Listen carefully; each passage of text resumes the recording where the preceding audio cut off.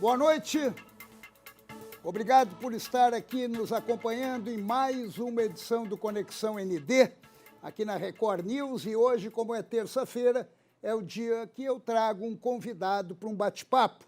E quem está junto conosco hoje é o Dr. Leopoldo Bach, que é o vice-presidente da Cimesc. A Cimesc é o Sindicato dos Médicos de Santa Catarina e é um dos fundadores do CEPOM, outro organismo muito importante e fundamental para a medicina e para a saúde do nosso estado, e referência no Brasil, né? Doutor Leopoldo, obrigado, uma boa noite para o senhor, obrigado por ter vindo até aqui. Obrigado também, boa noite, Paulo, boa noite aos telespectadores do Conexão ND. É um prazer e uma honra estar representando os médicos catarinenses aqui nesse programa, para contar um pouco do que é nosso trabalho no Sindicato Médico e por que temos motivos para comemorar 40 anos de sindicato. Exatamente isso que eu ia lhe perguntar, já para iniciar nossa conversa. 40 anos de sindicato. O que isso representa e o que isso significa? Olha, representa a construção de uma entidade médica extremamente importante para o médico catarinense e para a população de Santa Catarina também, uma vez que o Sindicato Médico do Estado de Santa Catarina, o Cimesc, é amigo do médico e parceiro do médico e também amigo e parceiro da população. Defende o médico em todas as instâncias, sejam elas éticas, civis, administrativas, políticas, e também defende o bom exercício da medicina e o atendimento digno, decente e atualizado da população. Queremos que recebam um bom atendimento e médicos qualificados e defendidos que o atendam. Doutor Leopoldo, qual a diferença, então, da atuação do sindicato e do conselho? O conselho é uma autarquia federal, né, que visa defender a população do mau exercício da medicina e de uma medicina desqualificada e problemática. Tá? E, a partir daí, o sindicato entra com espírito corporativista? Não, isso, na realidade, não existe da forma como talvez esteja perguntando. É lógico que nós defendemos o médico. Nesse sentido, defendemos o médico, certo? Mas qual é a função do conselho? O conselho é vigiar o exercício adequado da medicina. Então, punir e descobrir os deslizes éticos. Lógico, nós vivemos numa sociedade democrática de direito, onde existem vários direitos básicos, ir e vir, direito ao voto, etc. Inclusive o direito de se defender, ter o direito amplo e restrito à defesa. E aí que o sindicato médico entra, que ele proporciona essa defesa ao médico. Nós temos uma defensoria jurídica com plantão 24 horas, que está disponível para qualquer médico sindicalizado do estado todo, a defender em qualquer circunstância, certo? Isso não quer dizer que a gente compactue com o mau exercício da medicina ou com atos antiéticos, mas nós reconhecemos que o médico, mesmo errado, tem o direito de ser defendido, que é um direito básico em qualquer sociedade democrática como é a nossa. A gente costuma ver filmes americanos de médicos, de atuação em hospitais e vê muito essa situação das ações judiciais contra os médicos. Isso aqui no Brasil não era muito comum e agora se tornou muito comum. Aumentou muito ações contra a atividade médica? Muito, exponencialmente. Nossos advogados têm muito trabalho. Mas só para dar uma ideia, Paulo, o fato de ter tido muita ação não quer dizer que essas ações sejam fundamentadas. Muitas vezes são falsas acusações. Veja bem, em 2020, mesmo com a pandemia, nossos advogados não pararam de trabalhar, e trabalharam dia e noite. 90% das ações do Conselho Regional de Medicina, os médicos foram inocentados pelos nossos advogados. Ou seja, eram inocentes.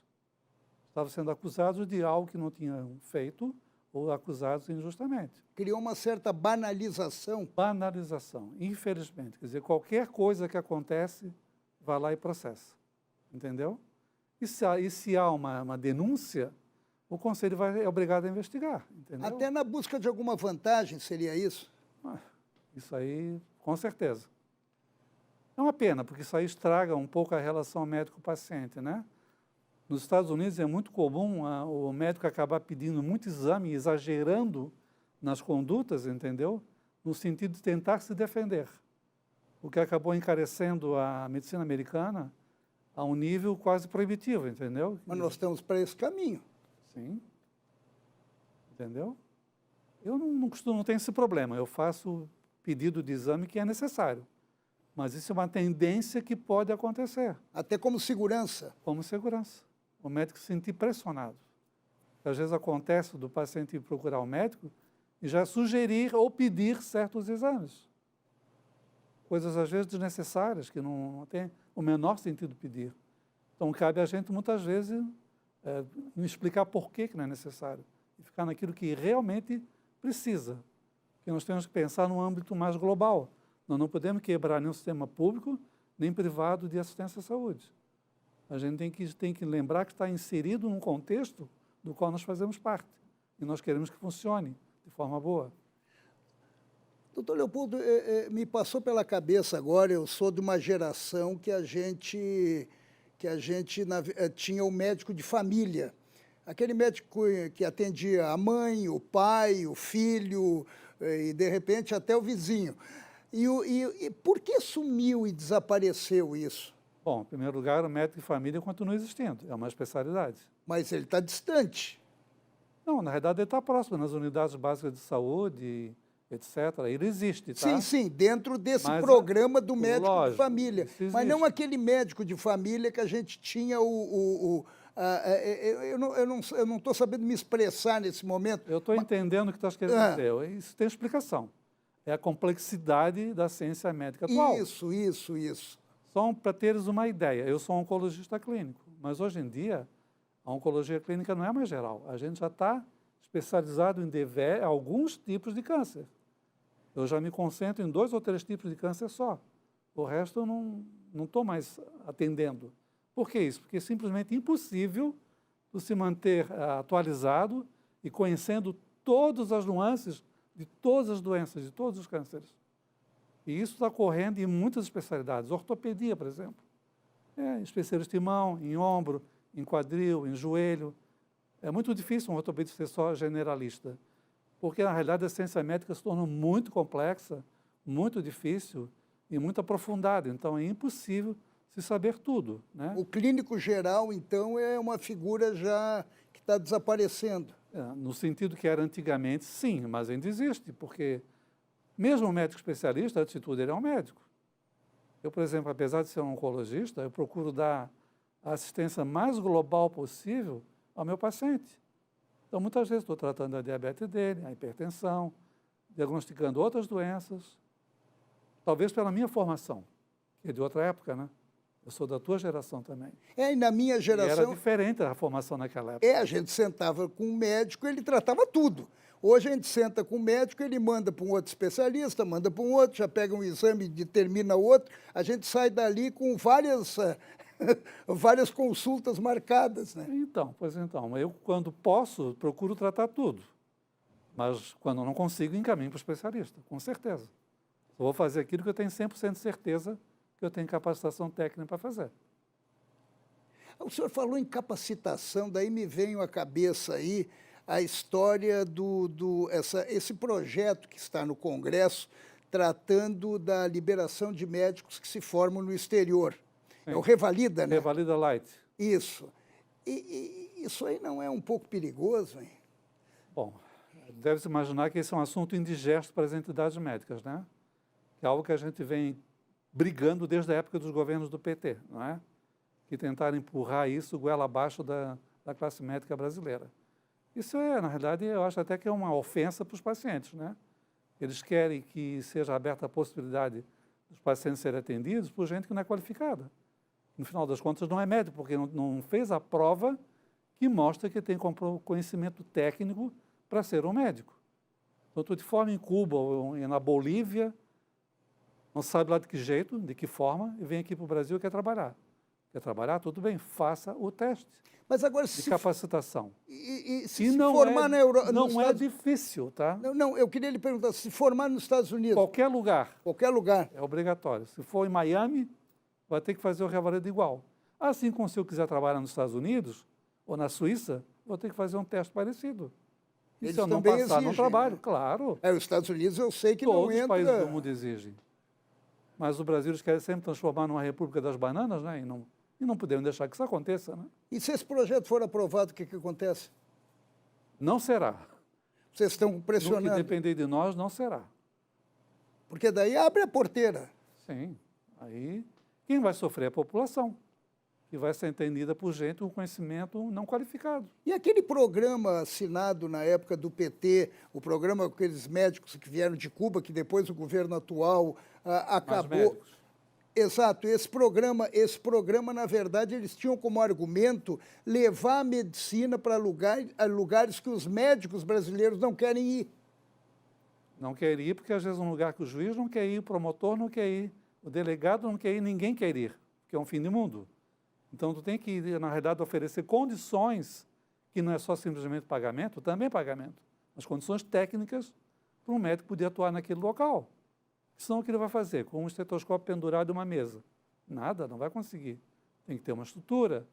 E é isso que a gente exige, uma carreira médica de Estado, onde se possa qualificar e pagar adequadamente e oferecer uma estruturação técnica e administrativa para dar assistência a essas populações. E o fato de uma população ser pobre, ou ser afastada, ou ser longínqua, não quer dizer que ela não mereça uma medicina de qualidade. Todos têm que ter uma medicina de qualidade. Seja pobre, seja rico, seja o que for. Isso é um direito inalienável de todo brasileiro. E que nós acreditamos nisso. Em relação ao sindicato, nesses 40 anos, o que evoluiu nesse? Claro que há uma evolução natural nesse período todo, mas o que evoluiu que mais lhe chamou a atenção? Olha, o que mais evoluiu, na realidade, foi no sentido de melhorar a vida do médico em muitos sentidos, né? Nós temos muitas ações, né? É praticamente impossível a gente listar todas aqui. Mas eu vou falar só em relação à pandemia, para dar um exemplo, né? São duas ações importantes que a gente tivemos. Uma foi a defesa da família dos médicos, porque sabes que vários médicos morreram, né? Quantos médicos morreram em Santa Catarina? Mais ou menos 40, tá? Durante esse período Durante todo? esse período da pandemia. E durante 4 meses... E morreram em consequência da Covid-19. Olha que loucura. Morreram do Covid, fora outros fatores, né? E durante 4 meses, nesse período de 2020, nós instituímos um seguro para todos os médicos sindicalizados, né? Onde, se caso morressem, né, a família receberia um valor X, né? O sindicato bancou esse seguro, não foram os médicos que pagaram, foi um valor alto, né? E durante 4 meses fizemos. Infelizmente, a família de alguns médicos recebeu esse seguro porque eles morreram. Infelizmente. Essa foi uma ação que eu acho importante, que foi em defesa dos médicos, né? Outra foi a extensão de gratificação para os médicos de linha de frente, que estavam trabalhando mais, arriscando suas vidas, a vida de suas famílias, né? Colocando seu jaleco em perigo e continuavam ganhando ou a mesma coisa ou menos. Nós conseguimos, junto à Secretaria de Estado da Saúde, uma gratificação baseada na retribuição de produtividade médica, para que eles pudessem ter um vencimento melhor e tivessem um estímulo a continuar fazendo aquilo que faziam, né? Que era dar o máximo de si em prol da população para salvá-los dessa pandemia horrorosa que continua conosco até hoje, né? E o senhor acredita que isso vai demorar muito ainda? Olha, essa pandemia? Nem a OMS tem essa resposta. Que loucura. Também não tem, mas pelo que a gente está vendo, acho que vai nos acompanhar por algum tempo ainda, né? Vivemos ainda uma situação perigosa. E acho que as pessoas estão se sentindo cansadas, né? E um pouco já despreocupadas, achando que passou e não passou. Então, a vacinação é importante, mas as medidas de isolamento social continuam valendo, mesmo para quem é vacinado. Nós estamos aqui sem máscara porque estamos numa distância segura, né? Mas isso não pode acontecer numa aglomeração, por exemplo, né? E tu não sabe quem está se aproximando de ti, se está contaminado com o vírus ou não. Isso pode ser a diferença entre a tua vida e a tua morte. Pô, agora o senhor me deu um susto aqui. É verdade, é uma realidade. É uma realidade que está aí. E as pessoas parecem que esqueceram isso, né? Porque eu acho que foi a exaustão e que já se juntou com uma certa depressão movida pela ansiedade, né, doutor? Sim, com certeza. Na realidade, o homem é um animal social, né? Ele é acostumado a interagir, a gente vive disso, né? De interações sociais. Então é difícil a gente ficar longe, né? É difícil não dar um abraço, é difícil não dar um aperto de mão, é difícil não dar um beijo. Ainda mais nós brasileiros, né? Que temos essa de proximidade. Essa característica. Não é o caso do americano ou um suíço, mas nós somos assim. Então é uma situação complicada, né? Fora todas as consequências sociais e econômicas graves, né, que isso trouxe, né? Agora, me chamou a atenção também, por exemplo, nós estamos nessa guerra política também aqui no Brasil, né? Aqui no Brasil eles não combatem o vírus, eles estão combatendo o presidente da República. Sim. Diferente de outros países. Agora, em parte podem ter até razão em algumas circunstâncias, situações que se criaram, omissões que foram feitas. Agora, a maior vacina que nós temos aqui é a Coronavac, que foi muito bombardeada no início como a vacina da China, mas ela é a vacina que acabou estimulando a vacinação no Brasil no início. E a Coronavac não é reconhecida lá fora. Não, o MES não reconhece. De repente, se eu quiser viajar para os Estados Unidos, eu não posso. Se eu quiser viajar para a Europa, eu não posso. Para a Europa, com certeza, não. Não por enquanto. Enquanto a OMS não avalizar essa vacina, estamos barrados. Daí, doutor, vem a minha pergunta. É confiável essa vacina? Se na Europa eles não aceitam quem tomou a vacina, ou seja, eles consideram que a pessoa não está imunizada? Paulo, qual é a eficácia da vacina da gripe? Essa comum que a gente toma todo ano. A da influenza? Influenza, H1N1, etc., né? É entre 50% a 70%. Nenhuma vacina é 100% eficaz, tá? Vamos dar um exemplo. A Coronavac, a eficácia dela após a segunda dose, eu estou falando 3 semanas após a segunda dose, é 54%. Então eu estou com 54% protegido. Garantido de que não vai pegar. Os outros 46% pode pegar, mas provavelmente não vai morrer disso. Agora, os 46 me obrigam a tomar esses cuidados que o senhor falou. Esses cuidados que eu falei. Qual é a eficácia da vacina da Pfizer? É 96%. Então, tem uma diferença. Mas o que é melhor, nenhuma vacina ou uma vacina que tem pouco mais que 50% de eficácia? Alguma vacina a gente tem que ter. Nós dois fomos vacinados com a Coronavac. Então, alguma proteção a gente tem. Eu me expus, lógico, sem querer, sou médico, né? A pacientes com um vírus, que eu não sabia que tinham. O senhor pegou? Não, não peguei. Eu estava vacinado. E algumas pessoas parecem que têm uma defesa natural. Não pegam. Por que às vezes um casal que convive o tempo todo juntos, um pega a doença, o outro não pega? É que eles falam que a Covid-19 é uma loteria. Não é uma loteria. Na verdade, existe alguma coisa no nosso sistema imunológico, tá? Que responde de forma diferente a algumas pessoas, né? Estão fazendo um estudo, por exemplo, com gêmeos idênticos. Por que uma, por exemplo, pegou Covid, foi parar na UTI e teve uma doença grave, e outra não ficou assintomática? Isso tem a ver com diferenças, né, de como atuam o sistema imunológico delas. Eu não vou entrar no detalhe, até porque não é minha especialidade. Não é algo que eu entenda profundamente. Mas existe algo que ainda a medicina vai descobrir, eu tenho certeza. As pessoas não reagem igual ao vírus.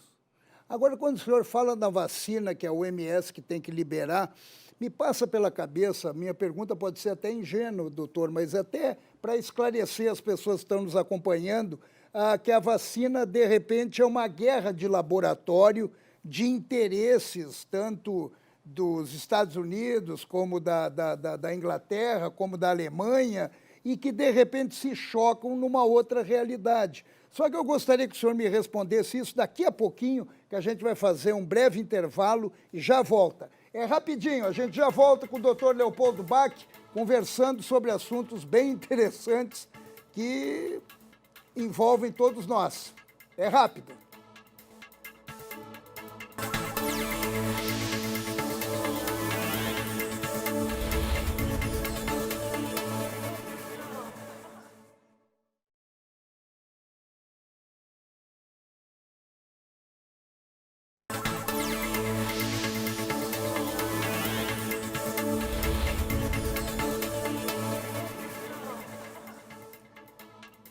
Vamos lá, vamos continuar com Conexão ND. Hoje eu estou recebendo o Dr. Leopoldo Bach, que é o vice-presidente do Sindicato dos Médicos de Santa Catarina. E eu lhe perguntei agora há pouco, antes do comercial, sobre a guerra de laboratório. Até que ponto, enquanto a gente tem uma guerra política aqui no Brasil, até referente ao planeta, não existe uma guerra de interesse de laboratório também que acaba prejudicando, porque eles não estão interessados na vida.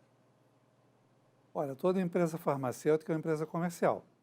Ela visa o lucro para os seus acionistas, não é? Mas ela trabalha com uma coisa muito importante, que são medicamentos, que visam trazer saúde e muitas vezes salvar vidas, né? E lógico que para poder ter lucro, elas precisam ter medicamentos que funcionem. O medicamento tem que ser eficaz. Porque se não for eficaz, ele não vai vender. Se não vender, não vai ter lucro. Não te parece óbvio isso? É. Então, essa guerra, logicamente, é natural, mas também essas empresas não podem ser demonizadas, porque elas fazem algo que é para o bem da humanidade. 75% ou mais da pesquisa médica no mundo é feita por empresas privadas, pela indústria farmacêutica. Então, sem isso, estaríamos todos mortos. Então, eu acho que é um ramo importante e necessário e que, óbvio, tem que sobreviver, tem que continuar. Em relação à vacina, uma empresa farmacêutica que produz uma vacina, ele quer produzir a melhor possível. Se for possível 100% eficaz, se isso fosse alcançável, com certeza seria isso que ela queria, porque vai vender mais, vai ter mais sucesso. Acho que esse é o nó da questão. Não, eu lhe pergunto baseado até no que a gente está acompanhando em termos de CPI, em termos de informações e fatos até, referente à Pfizer, por exemplo. Queria colocar uma vacina aqui dentro que ainda não existia, com um nível elevado de exigência e se isentando de qualquer problema que pudesse ocorrer. Isso eu acho que está fora de contexto, né? Não, eu acho até que o governo não pode aceitar, porque não poderia aceitar por razões jurídicas, legais, etc., né?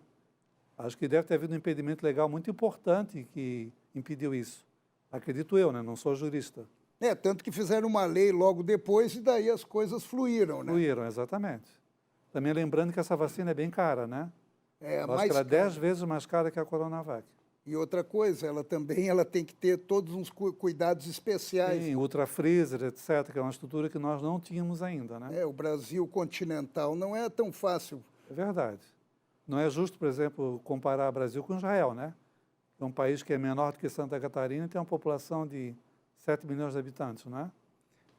É isso que é a famosa... Tem muito dinheiro, né? Exato, essa é a famosa politização, né? É verdade. E daí cria uma situação péssima para a população que fica na angústia de receber a vacina e não recebe. Mas, mudando de assunto, doutor Leopoldo, me chama a atenção também a relação médico-serviço público. Até que ponto o governo realmente reconhece e remunera bem os médicos? Não remunera. Na realidade, assim, a atividade que a gente tem, o esforço que faz, o risco que corre, a gente não recebe a remuneração adequada, né? E não falo só a nível de Estado, falo também a nível de município.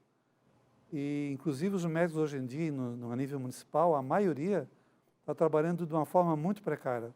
Porque os contratos, assim, praticamente todos, são feitos só via contrato de pessoa jurídica. Então, o médico, para ser contratado por uma determinada prefeitura, é obrigado a constituir uma pessoa jurídica e faz um contrato de trabalho com a prefeitura nesse sentido. Então, uma empresa com outra empresa. Isso não cria até problemas trabalhistas? Graves. E, assim, a pessoa fica praticamente sem defesa, porque é apenas uma empresa. Então, é um contrato que pode ser rasgado, rompido a qualquer momento. Então, não gostou daquele médico, é outro, vai lá, simplesmente dispensa o contrato e acabou. Isso vem acontecendo? O tempo todo, extremamente comum, e é o que mais acontece no momento. É o que mais traz preocupação e trabalho para os médicos atualmente, somente para o sindicato médico. Então, vocês estão em atrito com o governo do Estado? Não exatamente o governo do Estado. O governo do Estado não contrata via pessoa jurídica. Ele ainda contrata via CLT ou via Estado mesmo, né? Então, com os municípios. Continua, é município isso. O município e organizações sociais, né? A maior parte do trabalho está sendo terceirizado por organizações sociais, principalmente no município.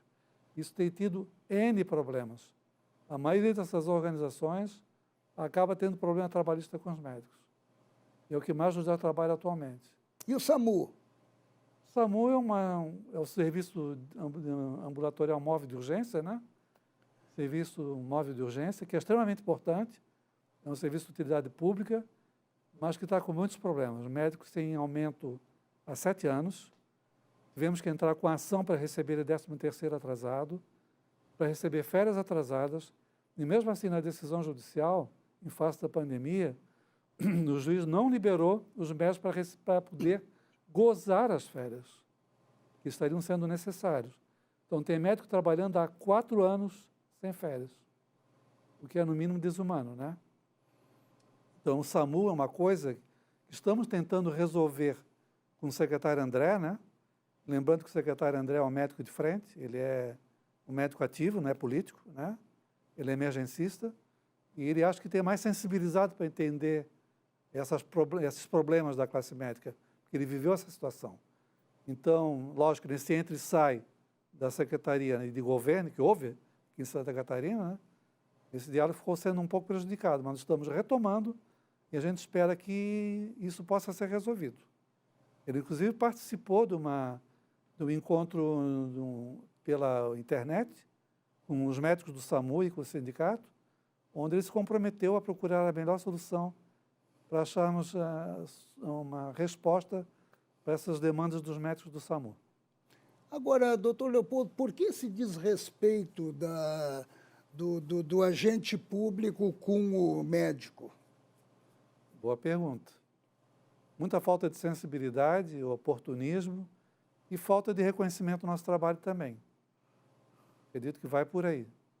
O que é uma pena, né? Porque o gestor deveria reconhecer a importância que a atividade médica tem, né? E reconhecer também que um médico bem qualificado, bem pago e com uma estrutura adequada de trabalho vai oferecer muito mais à população dele do que do jeito que as coisas estão indo atualmente. Onde tem sido uma relação de atrito, difícil, complicada e com muita injustiça, como ocorre com esses contratos via pessoa jurídica. Já foi bom uma vez? Olha, ser médico é bom. Eu acho que a medicina é uma profissão belíssima. Não, eu digo em relação... Eu amo ser médico. Não. Eu digo em relação Mas... ao serviço público. Ah, bom, eu acho que já foi bem melhor. Já foi bem melhor. Foi melhor. Por que se deteriorou? Olha, um dos fatores é que é um processo de oferta e procura, né? Quando tem 18 faculdades de medicina no estado com 6 milhões de habitantes, como o nosso, está se formando médico mais do que precisa. Isso acaba gerando uma mão de obra excessiva, onde se torna fácil optar esses jovens médicos... A lei da oferta e da jeito. procura? É, também. Então daí... Os fatores. Essa criação indiscriminada de escolas de medicina é um dos frutos do governo do PT, né? Que começou esse processo, né? Já com o intuito de fazer exatamente isso, criar mão de obra médica barata. É como tem em Cuba. E desqualificada, né?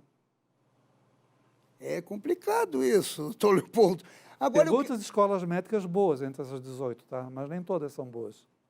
E nem todas oferecem um ensino médico de qualidade. Como porque tem informações de que o médico cubano, a Cuba é avançada em vários segmentos, né? Ou não. Acho que isso é propaganda política. Isso é propaganda política, né? O país que não consegue produzir tinta vai conseguir produzir um atendimento médico de urgência adequado? Fica complicado, né? Não, fica né? complicado de assimilar isso, né? Exato. Sabia que em Cuba as casas não são pintadas, né? Eu sei. Não existe tinta lá. Eu sei, porque...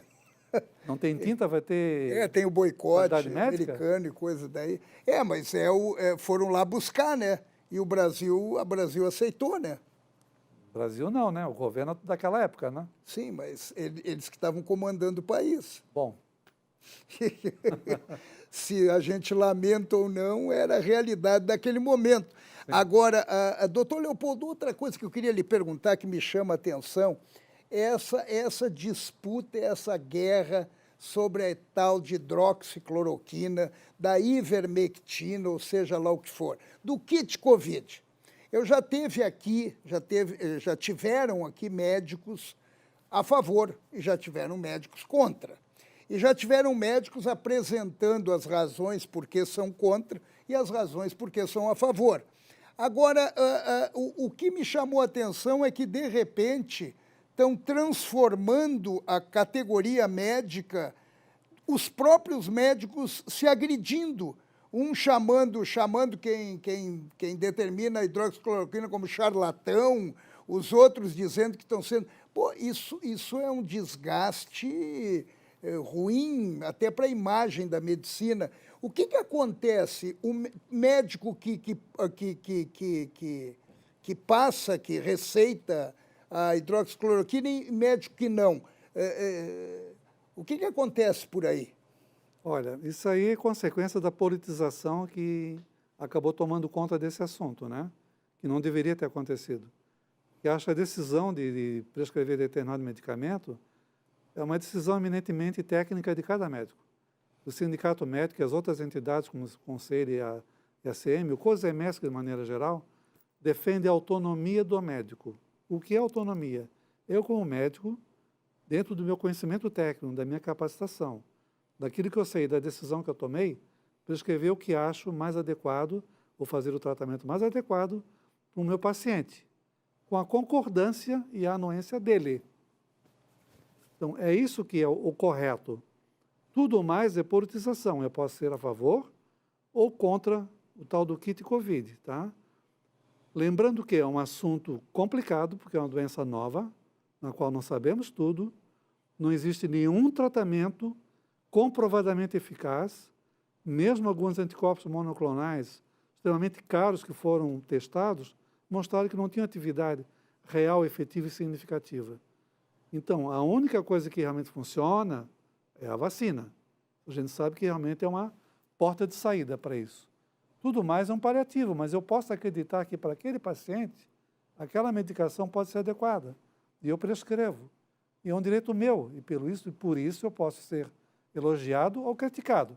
Mas é a decisão minha. E é isso que o sindicato médico defende. A autonomia do médico. Nós não defendemos nem A, nem B. Defendemos que cada médico possa ter sua posição respeitada. Infelizmente, a coisa chegou a um nível tal que um determinado político na Câmara Federal, um deputado do PSD, resolveu lançar um projeto de lei onde criminaliza a prescrição de qualquer medicamento off-label. Óbvio que ele fez isso sem ter nenhum conhecimento de causa. Off-label é aquilo que não está escrito na bula. Bom, eu posso ter uma indicação para um medicamento, e qualquer que seja, não estou falando só de cloroquina, que não esteja na bula. Por que não está na bula? Porque a Anvisa não liberou ainda que seja colocado na bula. Isso pode levar anos. Nesse ínterim, eu sei que existem trabalhos científicos comprovando que aquele determinado medicamento tem atividade em outra coisa que não é aquilo que está na bula. E eu posso prescrever porque eu tenho razão em prescrever. Eu tenho fundamento, eu tenho base científica para prescrever. E prescrição off-label é uma das coisas que a gente faz com frequência, Paulo. Então nós vamos complicar e criminalizar a medicina brasileira, e os médicos fazem isso todo dia. É uma interferência, né? Uma interferência absolutamente indevida e absurda, feita por quem não devia estar se metendo. A medicina tem que ser feita por médico, não por deputado, por gestor, por jornalista, por juiz e todo mundo que tem tentado meter o bico nessa situação, tentando algum proveito próprio. E isso realmente leva a essa confusão toda da qual estás falando agora. E acaba agredindo quem está nos assistindo, né? Acaba criando um processo de ansiedade, um processo de depressão. Porque não está levando informação, está levando desinformação. Desinformação, e criando uma guerra na sociedade. Eu costumo dizer o seguinte, doutor Leopoldo, não existe nenhum medicamento que combata a Covid. Não. Não existe nenhum. Mate o vírus, não. Nenhum. Agora, tem meios de... Daí é uma amenizar. Daí é uma relação médico-paciente. Exatamente. Porque ele conhece o paciente, onde o paciente tem fragilidade, onde não tem. Então, por que essa demonização que criou-se, né? É a mesma coisa que eu queria lhe perguntar também, que me chama a atenção, essas tais de variantes. Então começaram a surgir variantes à torta e à direita. Agora apareceu a da Índia aí. E a da Índia já vai criar um problema que já falam em terceira onda. E que essa terceira onda é gravíssima. Sim. Então já cria um pânico antes da coisa acontecer. E em relação a essas variantes, eu ouvi de um infectologista dizendo que é por conta da vacina. Que a vacina, em proporção que as pessoas estão sendo vacinadas, estão surgindo variantes. É por aí mesmo? Eu não sei te responder, Paulo. Não sou infectologista, sou oncologista. Mas, assim, em relação à gripe, por exemplo, por que tem que todo ano receber vacina? Porque a vacina é diferente. Não é a mesma vacina do ano passado. Porque o vírus da gripe sofre mutações contínuas. Todo vírus sofre mutação. Ele sofre mutação no sentido de procurar continuar existindo, não é? Então, essa mutação ela pode ser para o mal, pode ser para o bem. Pode ser uma mutação que torne o vírus menos agressivo, como pode ser mais agressivo, né? E lógico, isso é uma coisa sempre que preocupa, né? O que acontece? Até hoje, nenhuma dessas variantes provou ser imune a vacinas, né? Mas isso pode acontecer. Então, é algo que a gente não sabe, a gente pode apenas cruzar os dedos e tentar entender o problema. Tudo é novo, né? Mas eu não sou a melhor pessoa para responder essa pergunta para ti. A gente está, infelizmente, terminando e eu fiquei devendo para mim mesmo em relação ao CEPOM. Então, eu vou lhe fazer uma pergunta rápida. O CEPOM está bem, muito obrigado, ou está precisando de mais atenção? Está precisando de mais atenção, porque nós tivemos uma perda muito grande de talentos com a saída de muitos médicos de lá. Só na minha área, por exemplo, oncologia clínica, saíram 13 médicos em 2 anos, que pediram demissão. E o principal motivo é um pagamento inadequado, né? Um salário inadequado. E isso não é, digamos assim, responsabilidade só da OS que administra, que é a FAES, que é uma OS séria, né, com a qual a gente tem muito relacionamento, respeito e diálogo, mas principalmente por falta de recursos, né? Estão trabalhando com contrato de gestão que é igual ao valor que era pago em 2019. E as coisas simplesmente não são iguais como em 2019. Aumentaram muito. Então, é algo que o governo do Estado precisa prestar mais atenção, precisa ser criado, digamos assim, uma parceria, uma aliança para tentar melhorar, para podermos continuar dando a assistência de qualidade que sempre demos. É lamentável a gente conversando aqui, eu fico lembrando que realmente a saúde entra ano, sai ano e não consegue superar problemas que já se tornaram até históricos, né? Lamentavelmente. O senhor, que é um dos fundadores do CEPOM, conhece bem isso. Sim, sei, conheço, desde o começo. Doutor Leopoldo, muito obrigado. Obrigado Foi um prazer. Por esclarecer tudo aqui para a gente, para pelo menos nos dar uma luz do que está acontecendo.